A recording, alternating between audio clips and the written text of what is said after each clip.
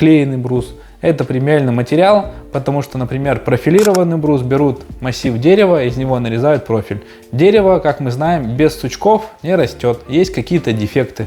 Сучки, трещины, там где-то кора попалась, например, которая в брусе зажатая, например, она может остаться, ее только, например, там с чем-то зачищать и потом красить, например. В клееном брусе такого нет.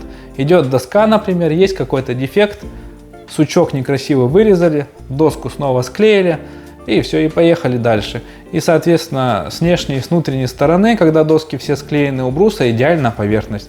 Вам не надо ничего делать, достаточно просто его покрасить, например, и у вас уже все будет красиво, идеальная поверхность. Клееный брус стоит от 55 тысяч за куб, что гораздо дороже обычного бруса 16 тысяч, например, и 55 тысяч. В целом это очень сильно удорожает стройку в целом. Можно сказать, что не надо делать отделку, покрасил и забыл.